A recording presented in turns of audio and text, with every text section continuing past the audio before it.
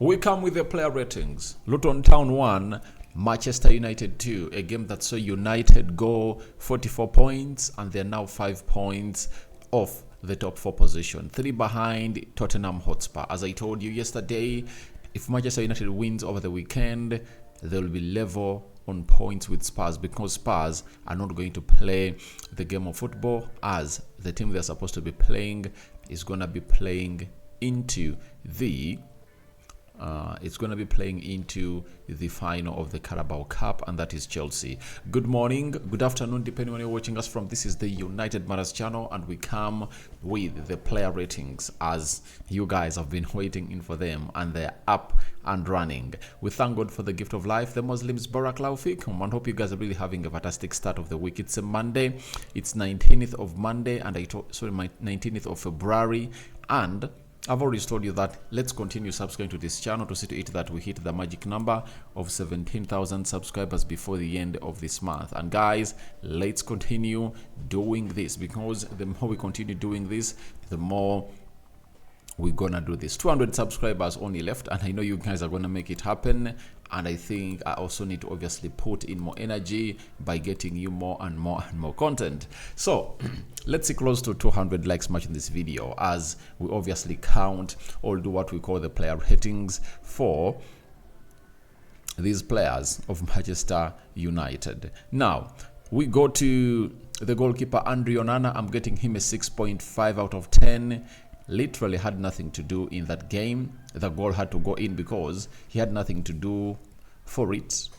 That is it, because Luke Shaw failed to obviously keep his man, under his watch, and it really went ahead to cost us as a club of Man United. That is really something bad that Luke Shaw is going to hate to do, and it's the same goal that we considered as a third goal when you're playing against Bournemouth. Luke Shaw failing to really keep his man under his watch. So yesterday he also costed us that goal, and it looks like he's really not doing okay, because his injury has gone ahead to see him not complete another another first half game of Manchester United. So that is Andre Onana for you. Let's go to Diego Dallo, and for him, these stats will speak for him, not me, because people will say that, Rokan, you have an agenda that is really positive and you love Diego Dallo a lot, but look at his game by numbers.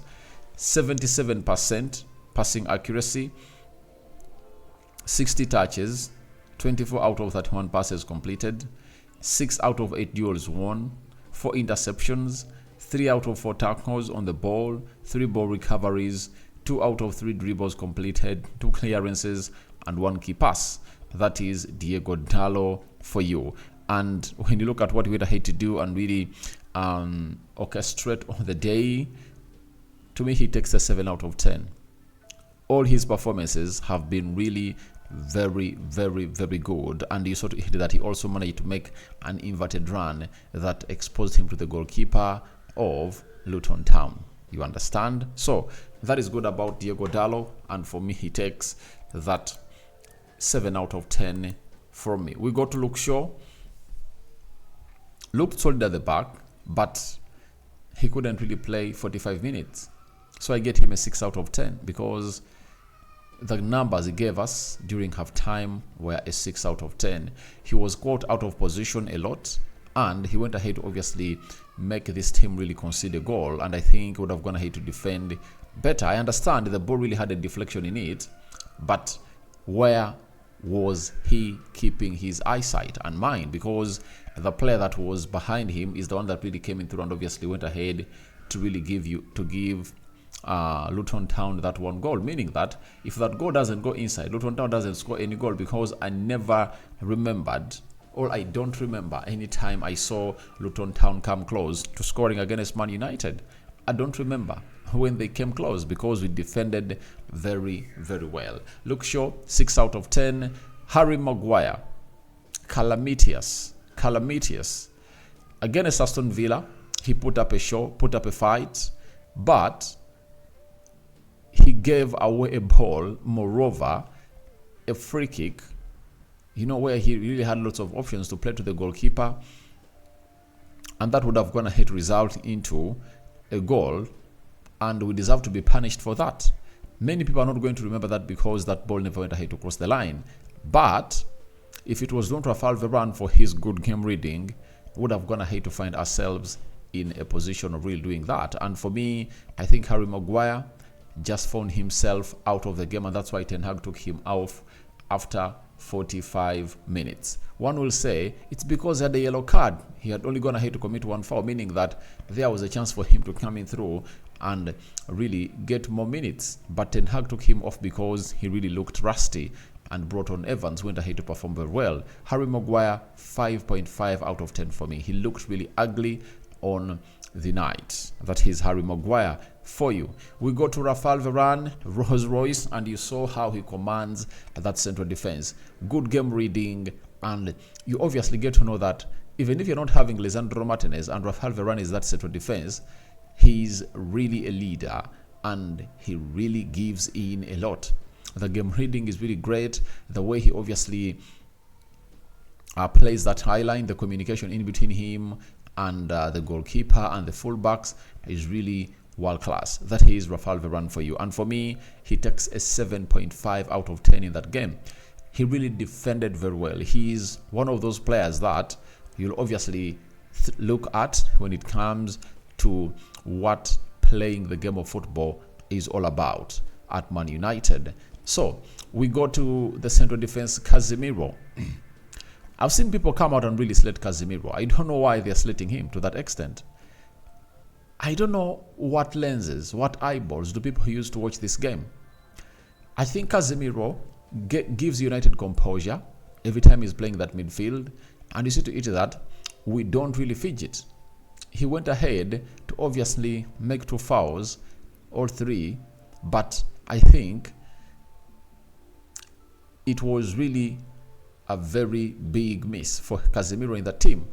We all know that when Casemiro is out, it's really hard for Man United to do its stuff. And it's so to it that when he really got out, we couldn't obviously build up from the back very well, apart from really being a transiting team. But there is that composure Casemiro gives you, and went ahead to miss him. Though, for not really composing himself onto the yellow cards that went ahead to get, that's where I come in through and really say that is really uncalled for. You would have gone ahead to really do better, because for the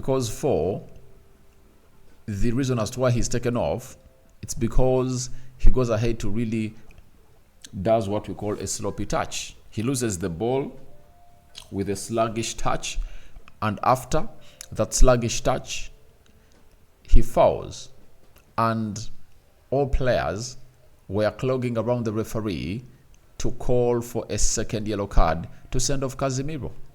So what Ten Hag does, he gets him off the field of play. I supported that, and he deserved to be taken off. So for all those, I think he goes in for 6 out of 10. But I think we would have gone ahead to have more control of that game if Casemiro kept himself on the field of play. That is it. Bruno Fernandes, to me, he was the worst player on the field of play. That is it. Very selfish, poor decision making, as a number 10. And it is really going to be hard for him when he's no longer running the show. Bruno Fernandes always shines when he's the man running the show. But even at Portugal, he comes in through and really releases those center forwards. I don't know why he's not doing it for Rasmus Hojlund. And instead, it's Rasmus Hojlund releasing these players. On close to 2 or 3 occasions, I saw Rasmus Hojlund drop deep and release the players. So we are still demanding more from Bruno Fernandes. And for me, I give him a 5 out of 10. Had chances to score, he couldn't score. Very selfish. That's what he deserves. A 5 out of 10 for me. Kobbie Mainoo. Guys, another jam. He's a jam, and you guys are really going to enjoy him a lot, because it looks like he's not an injury-prone player. Ever since he returned into the starting 11 of Man United as we beat Everton, I think it was around November, Kobbie Mainoo has come out and really showed us that he is the reason as to why we are really where we are. And he's really one of those talented players that has gone ahead to come in through and really take us to the levels we deserve to be. 88% passing accuracy, 53 touches, 35 out of 40 passes completed, 9 ball recoveries, 5 out of 5 dribbles completed, 5 grand duels won, 2 key passes, and that was another great performance from this guy. And he completed 6 out of 6 take-ons. No player of United has gone ahead to do that since Paul Pogba. You know, I think was it 2022? So it shows you how good this player was. And trust me, he takes an 8 out of 10. Kobbie Mainoo takes an 8 out of 10 from me. No doubt. He's really a very good player, and you saw that he really had a lot of composure every time he got that ball, and he really believes in himself, and that's what you get when you're playing under the manager known as Erik ten Hag. He'll always and always give you the confidence, and through that confidence he invests in you. There is no way you cannot really thrive. Look at all the youngsters. He has gone ahead to give them the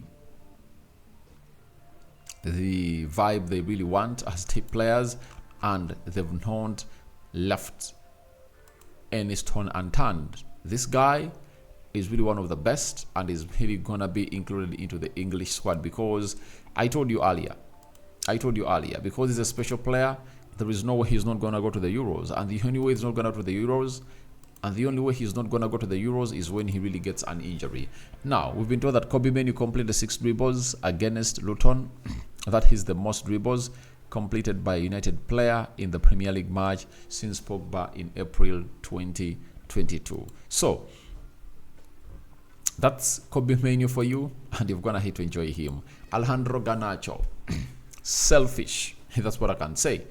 But for the second goal, he takes the assist, but it was not an intended assist. He was shooting at goal, and it was really going out. Rasmus Hojlund chests it into the back of the net in a very, very orthodox number 9 way.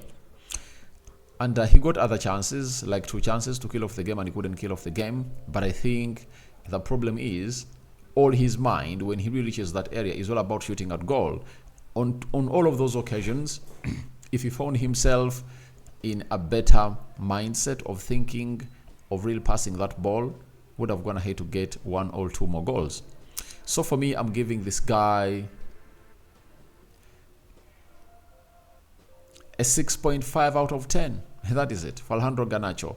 Marcus Rashford, a little bit selfish, but I saw him really do passes to Garnacho. But again, he's not looking out for Rasmus Hojlund. That is it. You know, so all I want to see Marcus Rashford do is look for Rasmus Hojlund, but I think his body language was really better than that of Bruno Fernandes, and for me, he takes a 6 out of 10 on the night. Rasmus Hojlund, the goal machine, scoring 6 goals. Scoring a brace in this game of football, and I think it has been his first brace in the Premier League, right? So he really had a very wonderful game, and it's not the sky to be his limit, because there are footsteps on the moon, meaning that he has a lot of potential and his ceiling is really high. 56 touches, 4 out of 4 balls complete, long balls completed, 3 ground duels won, 3 aerial duels won, 3 shots on target, 2 key passes, 2 fouls won, 2 goals, and that was another brilliant performance coming in from Rasmus Hojlund. And for me, he takes a 9 out of 10 because he did what a striker does. 3 chances, 2 goals. That's what a striker is supposed to be doing, and he shows us how clinical he is. If at all this team can obviously create him chances, he can even score 10 goals in a game. You get him the chances, he really put them to bed. That is Rasmus Hojlund for you. We go to the substitutes. Lindelof, I think he's gonna get a 6.5 out of 10 from me. Then when you go to Evans, he was really a relief of breath, all of fresh air into. He was a breath of fresh air into that central defense. He played 45 minutes, but he was really putting in some huge performances, and he had 100% tackles won, 83% passing accuracy, 33 touches, 15 out of 18 passes completed, 10 clearances and 3 interceptions. His experience came into play, and I've always told you this guy is better than Harry Maguire.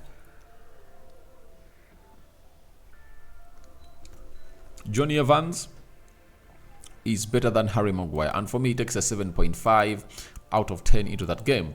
Amrabat came in through, did the donkey work. He was running and almost stepped on every blade of the grass at the Kenilworth Road, and he takes away a 7 out of 10 for me. That is it. Who else came on? I think those are subs that Ten Hag went ahead to do. Scott McTominay also came on for Casemiro, 6.5 out of 10. Eric Ten Hag, 7 out of 10. And my man of the match is none other than Rasmus Hojlund, walking away with a 9 out of 10. So I'm calling for your reactions onto these player ratings. And who was your man of the match? Kobbie Mainoo comes second. And cover you all in the precious blood of Jesus Christ. Blessed week ahead of you. Muslims, Barakallahu Fikum. We sign out as the United Matters channel, first video of the day.